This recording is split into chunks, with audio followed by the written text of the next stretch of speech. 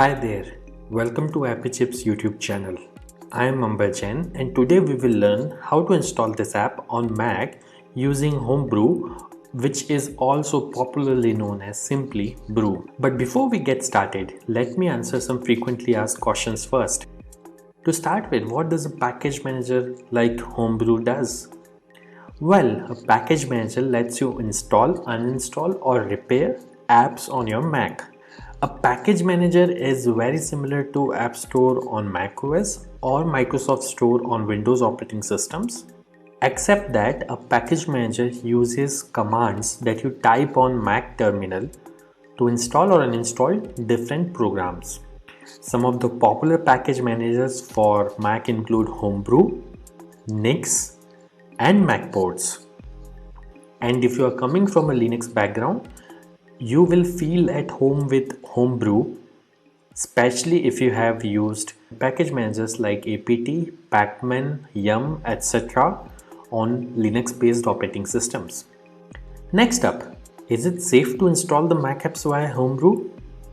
Short answer, yes. In fact, Homebrew is the most popular and thus most widely used package manager on macOS. Moreover, Homebrew is a non-profit member of Software Freedom Conservancy Foundation, also known as SFC Foundation. Many other open source projects like Git, BusyBox, Samba, Wine are all part of this Software Freedom Conservancy organization. Also, you might be surprised to know that Homebrew is the most forked project on GitHub and it has the largest number of contributors on its GitHub repository. Many devs at organizations like Google, Apple, Dropbox, Stripe, etc. use Homebrew to set up different development environments on their MacBooks and iMacs. Next question. Can you use Homebrew to install programs on Apple Silicon or more popularly known as M1 MacBooks? Again, yes. Starting version 3.0 of Brew, Apple Silicon is now supported on Homebrew. In fact, Homebrew also supports programs that are at the moment only supported via Rosetta 2 on Apple Silicon. Now that I have answered your questions on safety and compatibility of Homebrew, let's get to the installation process. Before we can install anything using Brew, we need to install the package manager itself, that is Homebrew, on your Mac. So let's see now how can we install Brew on Mac. Let me open my Mac here.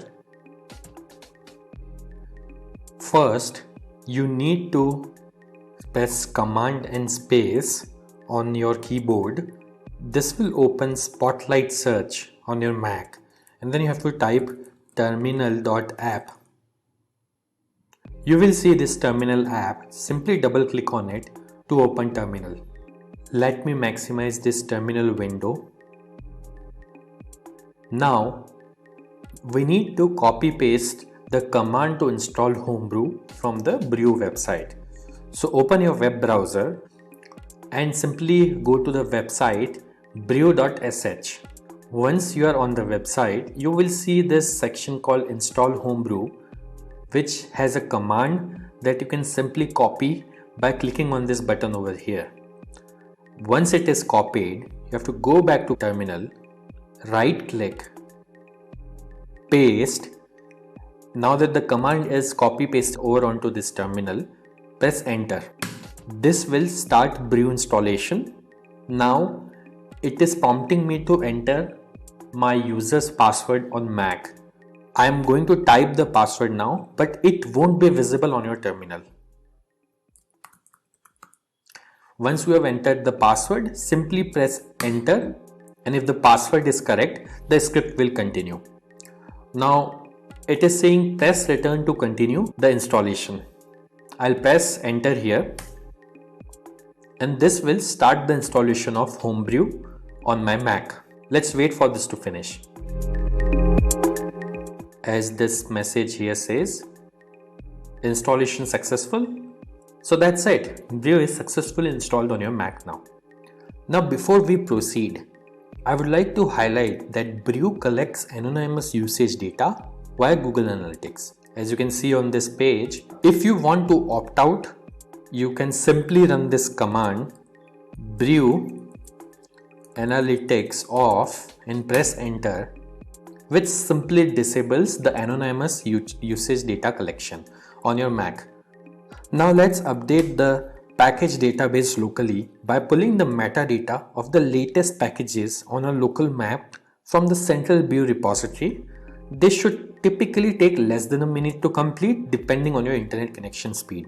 To do so, simply type the command brew update and press enter. As you can see, my local brew database is already up to date because I just installed brew on my system. Now to install the app, let's run the brew install command. Mind you, if during installation, if you're prompted to enter a password, enter your Mac user's password to continue.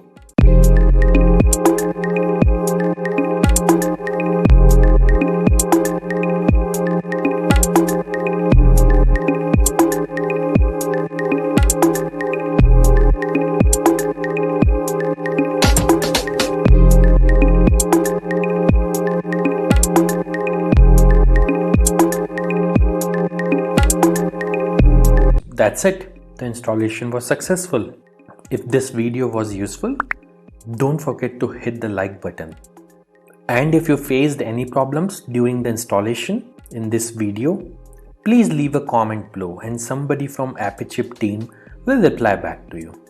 If in future any app installed using brew stops working, then you can simply reinstall it using the command brew space reinstall space the name of the program. For example, I'll try to reinstall this program called Hello, which is already installed on my system. As you can see, it is downloading the program and it says reinstalling Hello, and now Hello is successfully installed. And if you want to uninstall any app installed using brew, simply run brew space uninstall space the name of the program. In this case, I will try to uninstall the program Hello, which is already installed on my system. As you can see, within a few seconds, it says the program is successfully uninstalled. Also, over time, brew might end up consuming disk space on your Mac as it keeps installers of the programs that you had installed on your hard disk in a cache directory. So you can use the brew space cleanup command once every 6 to 12 months to free up some space on your Mac. This command removes app installers and older versions of the packages only. It would not uninstall any of the apps that you have installed. As you can see, brew cleanup was successfully run on my system. So do subscribe to our channel as we have tutorials for installation of over 9,000 programs on Mac, which will come handy. If you need to install other apps on Mac in future, chances are that we have got it covered already.